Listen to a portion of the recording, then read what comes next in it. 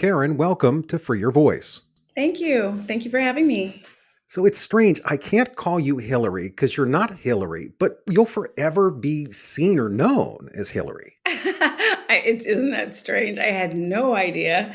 I'll tell you, and I tell everyone that my mom called me Hillary once by mistake, and so after that, I've said okay, because if so many people do it all, by mistake, and when that happened, I went, okay, it's all right now. Everybody can do it.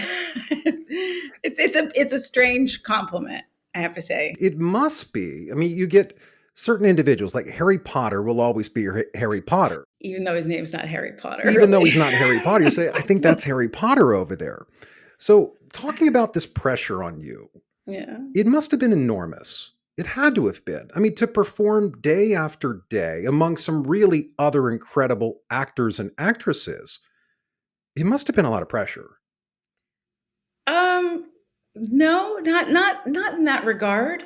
You have to remember that when we did the show, we all came onto it, as it was a new show, not knowing where it was going, not from the very beginning, not knowing if the pilot was going to get picked up, and we clicked, and that was great. I didn't come on feeling intimidated by the cast. Really, everyone was so generous and warm that it wasn't like I came on and I just knew everyone. I didn't know all of James Avery's credits, or you recognize people and you start to go, oh well, okay, later, and Alfonso, but Will, I did. But he's so affable, and he's so just like you see him, he's just very kind of open and approachable. And so I never had a chance to feel intimidated or threatened or scared or anything by his success that preceded the show.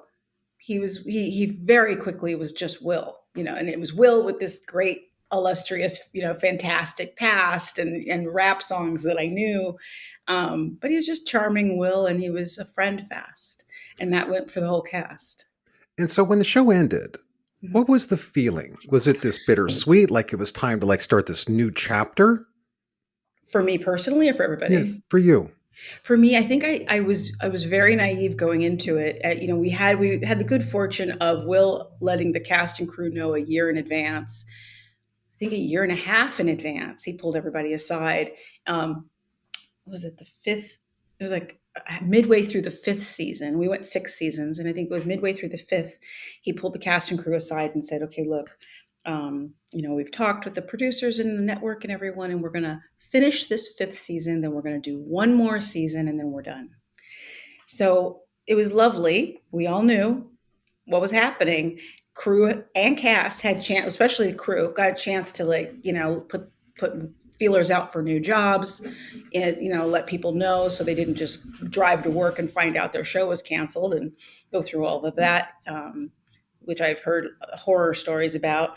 So it was good, and so you kind of were prepared mentally in that regard for it, that it's coming, that it's happening, and I, worked on a new show with Lori Petty. We co-created, co-starred, co-produced Lush Life, which was an incredible life lesson. Wow. I mean, in business lesson, I just learned so much from doing that. That was remarkable.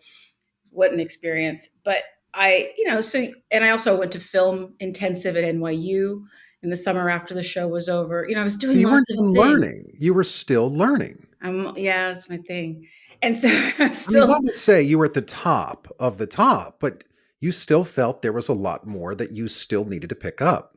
I didn't go to college. You didn't go to college. I So you didn't were go to one of these that just figured it out. Well, no, I was one of these that was stubborn. I was 6 years old saying, "I'm gonna be an actress." And then I was 9 years old saying, "I wanna do what Jodie Foster's doing." And then I was 12 years old saying, "I wanna be in that class." And then "I'm gonna be in that workshop." And then I was like, "I'm just gonna act." I was so stubborn about it. And at school, I didn't know that the counselors at school were there for anything except when you got in trouble. I thought the counselors were, I thought when you got in trouble, that's when you saw them. I didn't know you went to them to talk to them about advice or about college or anything. And so when everyone would say, when people would talk about college, my response was always, oh, no, no, I'm going to be an actor. I don't need to go to college. I'm going to be an actor. And nobody came around and explained to me the benefits of college, even as an actor, and not just learning acting, but learning so many things. I didn't understand any of that. I just was just going rushing to the acting, you know, phase, and I had relatively good luck in that regard because it was pretty early that I started finding success in it. But along the way, I was neglecting my studies. I was kind of like daydreaming and I was off somewhere else. And then I didn't go to college. And then I became that person who was always hungry to learn and to have another class, go to a class, take on a new adventure. And what was it about learning? I mean, some people, and I don't understand it, they've accepted their lives for what it is, and they become the walking dead. You know, they drink themselves, they smoke themselves, they'll take some pill, but there is a lot of knowledge, uh, power in it. That once you start to pick up that book, and I'm still old fashioned, I still like reading books, and you as an Yeah. author, you like to write. What is it that's so exciting? Well, I mean, I'm curious. I'm always curious. There is so much out there that I will never get a hold of. But I'm always, when I'm exposed to new things or new people or new experiences, it awakens different parts of me. I'm not frightened of it. I think a lot of people are scared of taking chances, for one. People like to know what they know. These are the rules, these are the borders. This is, I can go this far. This is where you get burned if you touch that. And all right, I got it. I got it. And they feel comfortable and they feel safe and they feel in control. And I think that for a lot of people, that's what people are looking for. What are the rules? What's the strategy and the structure? And once I get that down, I can go into the world with a little bit of control. But there's no control. Well said. You know, and I find that there's a lot of this generational trauma that just keeps continuing through the generations. My earliest days were in foster care, and I look Okay. at those who've been impacted by that, and the statistics are against them. In civil liberties, it seems to be that we're not putting such a focus on it anymore, and we should. Why should we start to pay attention? Why should we prioritize this? Well, I mean, I think as individuals, of course, it's important, but the powers that be want to control the masses, right? They would much rather have us out there spending and concerned about designer brands and other trivialities that are, if we're concerned and consumed with these things, consumerism, if we are doing all of that, if we're interested in purchasing the new that and the new that and comparing it to our neighbors and all this, we're not paying attention to everything else that's going on, not to any large degree anyway. You know, we can easily shift when we looking at the things that are going on around us that are frustrating, and we're not going to have a whole lot of fight in us if we have other distractions that can outweigh that, or are easier to turn to for comfort. Like, I don't want to think, because that's a lot of it too, right? I don't want to think about that. Climate change, I don't think about that, all these other But then disparities. if you don't spend time on it, Robert Grant, dear friend of mine, he said that you're either at the table or you're on the menu. That's so good. But I don't think a lot of people have heard the quote. And I don't know how much people want to do anything about that. I mean, really, honestly, I think most people feel like, oh, what can I do? And I can't do anything, and I can't make a difference with it. And they'd rather throw their hands up and have comfort and have. I mean, really, human beings really want comfort, right? We want comfort. We want some idea of control. I know this is what I do today. I know this is what makes me feel good. These are all. With my son, my teenage son, all we're doing is trying to get him out of his comfort zone all the time. Everything is always like, you got to go toward that. I know you don't like it, but remember when you did this and how good you felt afterward? try this and see how you feel. Try expose, trying to expose him to things, trying to get him to try new things outside of his comfort zone. And I think a lot of people don't want to go outside of their comfort zone because it's, it's uncomfortable. It's potentially, and as humans, biologically or over time, I think we've learned for safety's sake, we don't do things that could cause us harm. So that's innate, right? Like we're being smart in a lot of ways. It's like we just, oh, that could be poisonous, that could be dangerous, that might bite me. Then are we So getting softer? Are we getting weaker? I mean, what is we are happening to the definitely human getting species? Speak up now, Karyn. we are definitely getting softer. We are definitely getting softer, and social media and everything that's happening with it. There are so many beautiful things about it, but man, if there aren't so many detriments and things that are definitely making us soft, and that's just a whole other sad thing. But I don't know. I But don't how know. do you find your voice? Because that is the thing that most people are challenged by is speaking up. They want to be sensitive to others' sensitivities. They simply will not speak their mind. So, do you have a process before you're like, all right, I got to think about this, or do you just come out and say, here's what I think, here's what I believe? No, I was raised as a good girl, and my mom was very polite, and um, a little bit of that. If you can't say something nice, don't say anything at all, kind of thing. Definitely the very well mannered, very polite woman with her ankles crossed, and I so I think I was raised with a lot of pleasing, as a lot of women, and especially in the United States, but women are raised with, which is a large degree of being pleasers, not ruffling feathers. So I grew up with that. That's definitely a part of me. I have my ways. When I write, I want to tell the truth. It's not that I don't want to preach, and I don't want to impose my way on other people. I would rather have conversations. I can't stand Twitter. Twitter's like, I feel There's every a time lot of poisonous people on I, there. I mean, it there's makes some toxic. I mean, I it try to really teach is. my kids that. So I have a 13-year-old and a nearly 11-year-old, and I try to tell them that the internet never forgets. It Yeah, never forgets. Isn't no, that the challenge that your teenagers and my kids have to deal with is everything they're putting out there remains forever exactly. I and it think will be used against them. absolutely. I think my kids, knock on wood, I think they're pretty modest about what they put out. I think they have a real awareness of not wanting to overstep, not wanting to overshare, and being aware that it's something that will last and be with them. And so, um, I think we've, knock on wood, I think they're okay with that.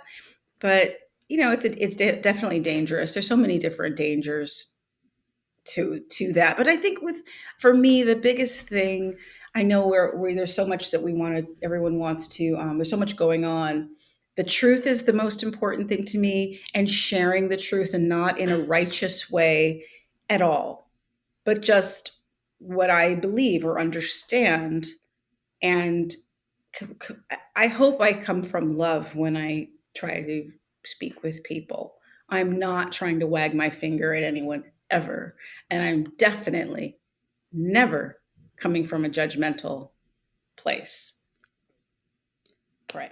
I don't ever want to come from a place like that. I don't think that I do. I'm not someone who should. I'm not perfect. I've had my share of things in my life that I could go, oh, I wish I hadn't done that, or But I isn't wish that I'd normal? done Like, differently. don't all humans, I mean, I can only speak for men, but we all have self sabotaging behaviors.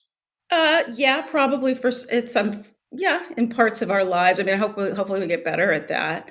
I don't think I felt like I had self-sabotaging behavior at all for many, many years. And I don't even know if I would still call it self-sabotaging. Things that I look back on that I'm not proud of, or that didn't serve me well.